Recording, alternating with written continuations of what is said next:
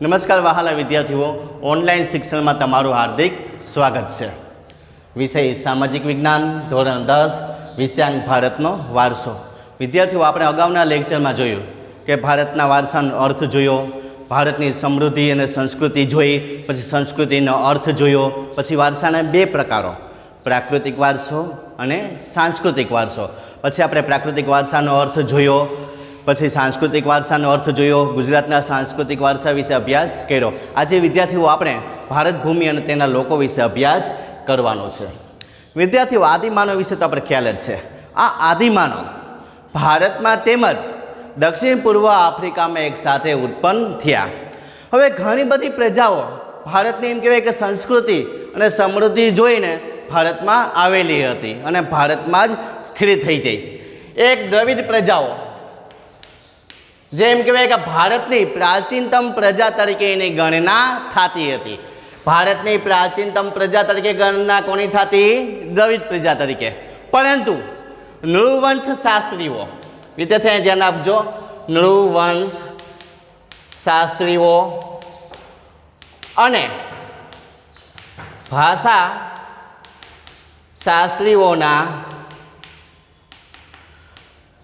શાસ્ત્રીઓની શોધખોળોને કારણે જાણવા મળ્યું કે દ્રવિડ ઉપરાંત 6 જેટલી પ્રજાઓ ભારતમાં આવેલી હતી. કેટલી? દ્રવિડ ઉપરાંત 6 જેટલી પ્રજાઓ ભારતમાં આવેલી હતી. તો આજે આપણે ભારત ભૂમિ અને તેના લોકોમાં આ પ્રજાઓ વિશે અભ્યાસ કરવાનો છે.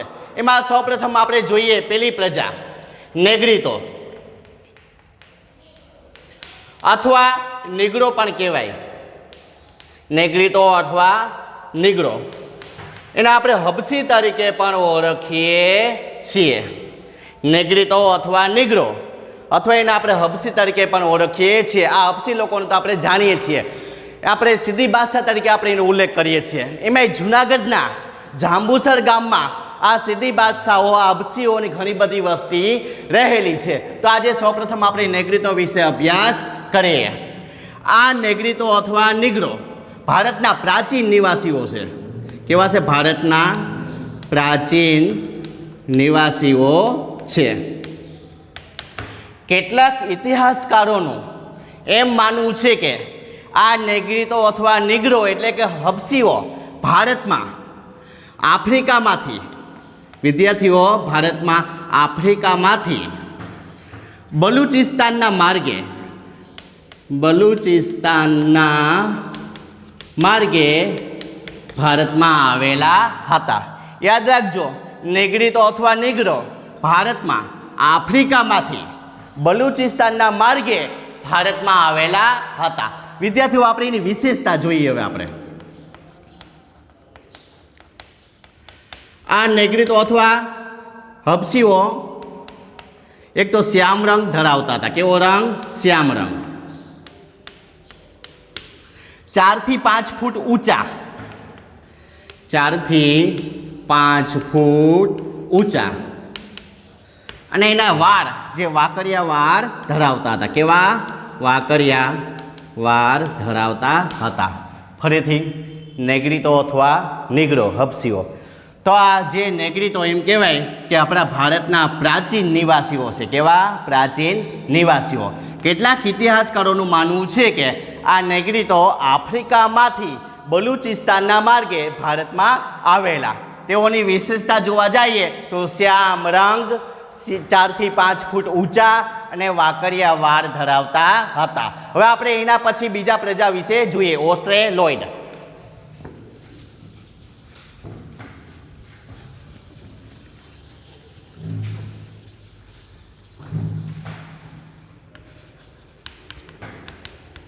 ઓસ્ટ્રેલોઇડ વિશે આપણે જોઈએ. વિદ્યાર્થીઓ, આ પ્રજાને નિષાદ તરીકે પણ ઓળખવામાં આવતા. કેવા? નિષાદ. આમ જોઈએ ને તો આર્ય લોકો એને નિષાદ તરીકે ઓળખતા. આ નિષાદ શબ્દ ભીલી પ્રજા માટે પ્રયોજવામાં આવતો. કેવી? ભીલી પ્રજા માટે પ્રયોજવામાં આવતો. ઓસ્ટ્રેલોઇડને નિષાદ તરીકે ઓળખવામાં આવતા. કોણ એને નિષાદ તરીકે કહેતા? તો કે આર્ય લોકો. આ એમ કહેવાય કે નિષાદ પ્રજા ભીલી પ્રજાના માટે ઉપયોગ કરવામાં આવતો. આ ઓસ્ટ્રેલોઇડ એમ કહેવાય કે દક્ષિણ એશિયામાંથી આવેલી, કઈ જગ્યાએથી? સોરી, અગ્નિ એશિયામાંથી આવેલી. આ ઓસ્ટ્રેલોઇડ પ્રજા અગ્નિ એશિયામાંથી ભારતમાં આવેલી. હવે એની વિશેષતા જોવા જઈએ. એક તો શ્યામ રંગ, બીજું લાંબુ અને પહોળું માથું, લાંબુ અને પહોળું માથું, પછી ટૂંકું કદ અને ચપટું નાક. આ એમની વિશેષતા હતી. વિદ્યાર્થીઓ યાદ રાખજો, વિશેષતામાં એક તો શ્યામ રંગ, લાંબુ અને પહોળું માથું, ટૂંકું કદ અને ચપટું નાક ધરાવતા હતા. કોણ? ઓસ્ટ્રેલોઇડ. હવે આ પ્રજાના લક્ષણો એમ કહેવાય કે ભારતમાં કોલ અને મુંડા જાતિમાં જોવા જડતી. પછી અસમની ખાસી પ્રજામાં પણ આવા જેમ કહેવાય કે ઓસ્ટ્રેલોઇડ પ્રજાના લક્ષણો જોવા જડતા. પછી નિકોબારમાં, પછી બ્રહ્મદેશ એટલે કે હાલના મ્યાનમારમાં વગેરે પ્રજામાં આ પ્રજાના લક્ષણો જોવા જડતા. ભારતના સાંસ્કૃતિક વારસાના વિકાસમાં આ પ્રજાનો ફાળો ખૂબ જ મહત્વનો રહેલો છે. એમ કહેવાય કે ઓસ્ટ્રેલોઇડ પ્રજા ખેતી કામ કરતા. શું કરતા? ખેતી કામ કરતા. પછી સુતરાઉ કાપડનું વણાટ કામ પણ કરતા અને માટીના વાસણો પણ બનાવતા.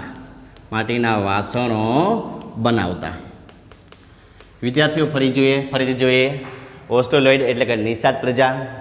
આ નિષાદ ઓસ્ટ્રેલોઇડને કોને નામ આપેલું? આર્ય લોકોએ. ખાસ કરીને ભીલી પ્રજા માટે નિષાદ શબ્દ પ્રયોજવામાં આવતો. એમની વિશેષતા જોઈએ તો એવો શ્યામ રંગ, લાંબુ અને પહોળું માથું, ટૂંકું કદ અને ચપટું નાક ધરાવતા હતા. આ પ્રજાના ખાસ લક્ષણો ભારતમાં બીજી પ્રજામાં જોવા જઈએ તો કોલ અને મુંડા જાતિમાં, અસમની ખાસી પ્રજામાં, નિકોબારમાં અને બ્રહ્મદેશ એટલે કે હાલના મ્યાનમારમાં વિશેષ જોવા જડતી. ને આ લોકો ક્યાંથી આવેલા હતા? અગ્નિ એશિયામાંથી આવેલા હતા. ખાસ કરીને આ લોકો ક્યાં ક્યાં કામ કરતા? એક તો ખેતી કામ કરતા, પછી સૂતરા કાપડનું વણાટ કામ કરતા અને માટીના વાસણો બનાવતા. વિદ્યાર્થીઓ હવે એના પછી નેક્સ્ટ બીજી પ્રજા વિશે આપણે અભ્યાસ કરીએ.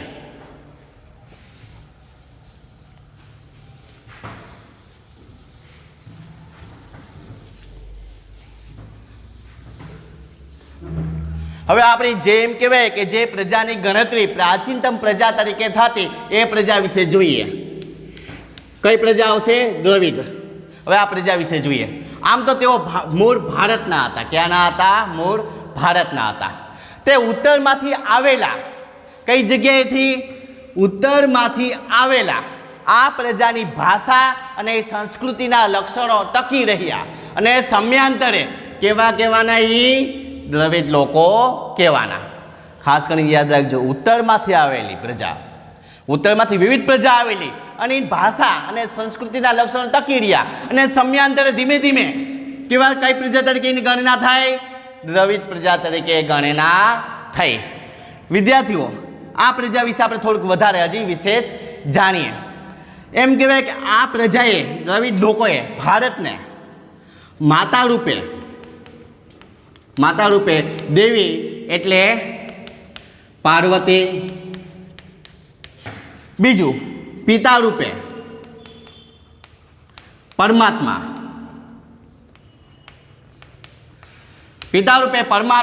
એટલે શિવની પૂજાની સમજ આપી. યાદ રાખજો વિદ્યાર્થીઓ, દ્રવિડ લોકોએ ભારતને માતા રૂપે દેવી એટલે પાર્વતી, પિતા રૂપે પરમાત્મા એટલે શિવની પૂજાની સમજ આપી. એ પછી આપણે ભારતીય સંસ્કૃતિના મૂળ જે આપણે કહીએ પૂજા પાઠ એની વાત કરીએ તો ધૂપ, દીવા અને આરતી ધૂપ દીવા અને આરતીની પૂજા કરવાની એમ કહેવાય કે સંસ્કૃતિ આપણે દ્રવિડ લોકોએ જ આપેલી હતી. આ દ્રવિડ લોકો એક તો પ્રકૃતિની પૂજા કરતા. કોની પૂજા કરતા?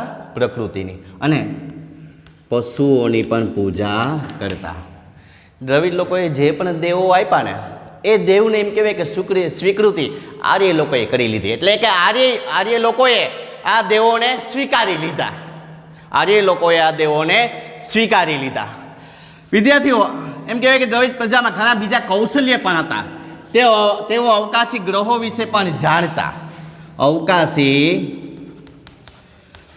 ગ્રહો વિશે પણ ઘણું બધું જાણતા. એ સિવાય પણ વિવિધ કૌશલ્ય હતા એનામાં, જેમ કે કાંતવું, વણવું, રંગવું, પછી હોડી તરાપા જેવા વિવિધ કૌશલ્ય પણ આ લોકો ધરાવતા હતા.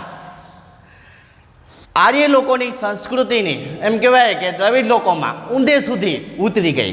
આર્ય લોકોની સંસ્કૃતિ દ્રવિડ લોકોમાં ઊંડે સુધી ઉતરી ગઈ. અને એમ કહેવાય કે આંતરજ્ઞાતીય લગ્ન સંબંધો પણ શરૂ થયા. ઉત્તરમાં આર્ય લોકોનું પ્રભુત્વ વધારે હતું. આથી ધીમે ધીમે દ્રવિડ લોકો દક્ષિણ તરફ ખસતા ગયા. કઈ બાજુ ખસતા ગયા? દક્ષિણ તરફ ખસતા ગયા. આપણે એમ કહેવાય કે દક્ષિણ ભારતમાં, કઈ જગ્યાએ? દક્ષિણ ભારતમાં દ્રવિડ કુળની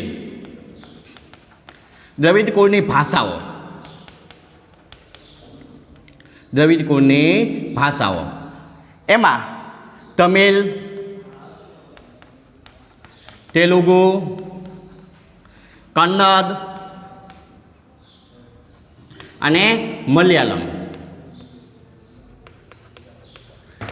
દક્ષિણ ભારતમાં દ્રવિડ કુળની ભાષા તમિલ, તેલુગુ, કન્નડ અને મલયાલમ જેવી ભાષા ધરાવતા લોકો રહે છે. આમ જોઈએ ને દ્રવિડ લોકો એમ કહેવાય કે માતૃમૂલક પ્રથા ધરાવતા હતા. દ્રવિડો મૂળ ભારતના જ હતા. વિદ્યાર્થીઓ, હવે એના પછી આપણે બીજી પ્રજા વિશે અભ્યાસ કરીએ.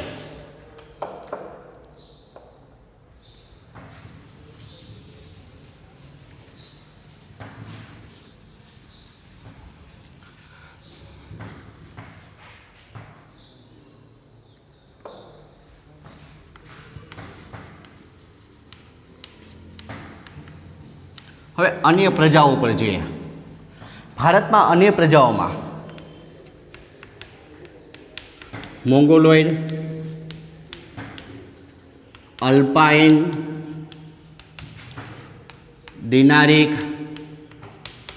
અને આર્મેનોઇડ જેવી પ્રજાઓ હતી.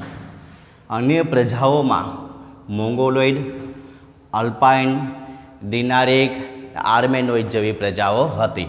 એમાં આપણે સૌપ્રથમ મોંગોલોઇડ વિશે જોઈએ. આપણે સૌપ્રથમ કોના વિશે અભ્યાસ કરીએ? મોંગોલોઇડ. તો આ મોંગોલોઇડ પ્રજા એમ કહેવાય કે પીળો રંગ ધરાવતી. એટલે આ મોંગોલોઇડ પ્રજાને કિરાત તરીકે પણ ઓળખતા હતા. મોંગોલોઇડ પ્રજા કેવો રંગ ધરાવતી હતી? પીળો રંગ. એટલે કયા નામ તરીકે એને ઓળખવામાં આવતા? તો કિરાત તરીકે પણ ઓળખવામાં આવતા.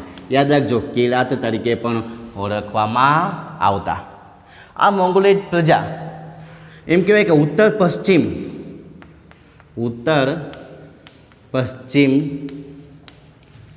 ચીનમાંથી તિબ્બતમાં થઈ ભારતમાં આવેલી હતી. યાદ રાખજો, મોંગોલોઇડ પ્રજા ઉત્તર પશ્ચિમ ચીનમાંથી થઈ તિબ્બતના રસ્તે ભારતમાં આવેલી હતી. હવે મોંગોલોઇડની આપણે વિશેષતા જોવા જઈએ. એક તો પેલા જ વાત કરી હતી, પીળો રંગ, પછી ઉપસેલા ગાલ, ચપટો ચહેરો અને બદામી રંગની આંખો. બદામી રંગની આંખો ધરાવતા હતા. યાદ રાખજો, એની વિશેષતા જોવા જઈએ આપણે મોંગોલોઈડની તો પીળો રંગ, ઉપસેલા ગાલ, ચપટો ચહેરો, બદામી રંગની આંખો ધરાવતા હતા. આ પ્રજાઓ એમ કહેવાય કે ઉત્તર પશ્ચિમ ચીનમાંથી તિબેટ થઈ ભારતમાં આવેલી અને તેઓ સિક્કિમ, ભૂટાન, પૂર્વ બંગાળ, સિક્કિમ, ભૂટાન, પૂર્વ બંગાળ વગેરે જગ્યાએ વસેલી.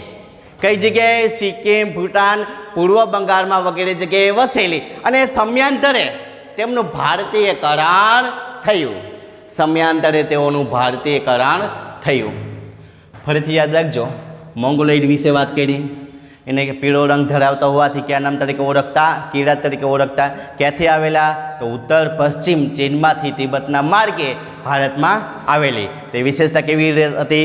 પીળો રંગ, ઉપસેલા ગાલ, ચપટો ચહેરો અને બદામી રંગની આંખો ધરાવતા હતા. તેઓ જે એમ કહેવાય કે ચીનમાંથી તિબેટના માર્ગે આવેલી. કઈ જગ્યાએ વસેલી? તો સિક્કિમ, ભૂટાન, પૂર્વ બંગાળમાં વસેલી. હવે એના પછીની બીજી પ્રજાઓ વિશે જોઈએ આપણે. અલ્પાઇન, ડિનારિક અને આર્મેનોઇડ. કઈ પ્રજા?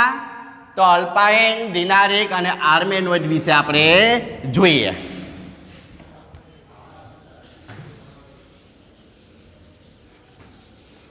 વિદ્યાર્થીઓ, આ પ્રજા એમ કહેવાય કે સમાન ભૌતિક ગુણો ધરાવતી.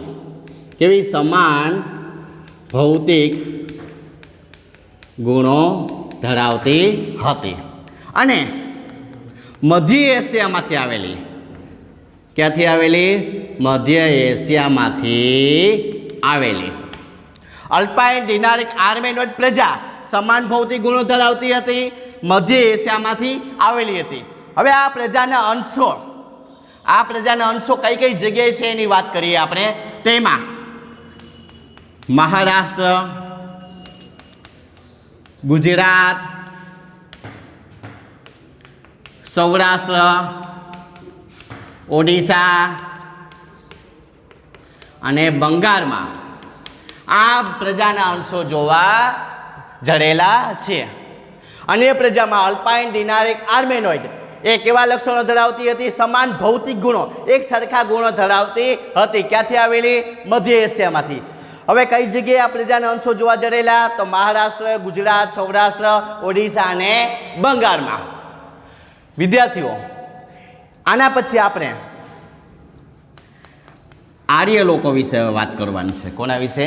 આર્ય લોકો વિશે. એ પછી ભારતના વારસાનું જતન અને રક્ષણ વિશે અભ્યાસ કરવાનો છે, જે આપણે નેક્સ્ટ લેક્ચરમાં અભ્યાસ કરશું. તો વિદ્યાર્થીઓ, આજે આપણે શું જોયું? ભારત ભૂમિના લોકો વિશે વાત કરી. એમાં કોના વિશે વાત કરી? સૌ પ્રથમ તો આપણે લોકોએ ભારત ભૂમિના લોકોમાં નેગ્રીતો વિશે વાત કરી, એટલે કે નિગ્રો પ્રજા વિશે વાત કરી. એના વિશેષતા જોઈ, કઈ જગ્યાએથી આવેલા હતા તેના વિશે અભ્યાસ કર્યો. એ પછી આપણે ઓસ્ટ્રોલોઇડ વિશે વાત કરી. આ ઓસ્ટ્રોલોઇડ પ્રજાની આપણે વિશેષતા જોઈ, બરાબર, કઈ જગ્યાએથી આવેલી હતી અને આ પ્રજાના લક્ષણો કઈ કઈ પ્રજામાં જોવા જડે એના વિશે વાત કરી. એ પછી આપણે પ્રાચીનતમ જે પ્રજાની વાત થાય એ દ્રવિડ લોકો વિશે પણ વાત કરી, કે જેને એમ કહેવાય કે આ લોકોએ ભારતને એક સંસ્કૃતિ આપી.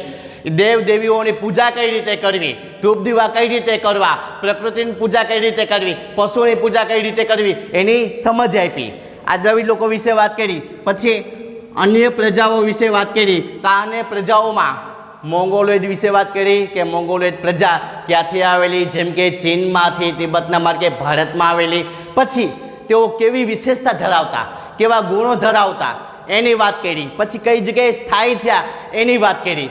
હવે મોંગોલોઇડ પ્રજા પછી આપણે એમ કહેવાય કે બીજી પ્રજાઓ અલ્પાઇન, ડિનારિક અને આર્મોનોઇડ વિશે પ્રજા વિશે વાત કરી કે આ પ્રજાના લક્ષણો કેવા હતા અને ક્યાં ક્યાં રાજ્યમાં આ પ્રજાના અંશો જોવા જડે એની વાત કરી. હવે વિદ્યાર્થીઓ એના પછી નેક્સ્ટ લેક્ચરમાં આપણે આર્ય લોકો વિશેના ભારતના વારસાનું જતન અને રક્ષણ વિશે વાત કરીશું. અસ્તુ, જય હિન્દ.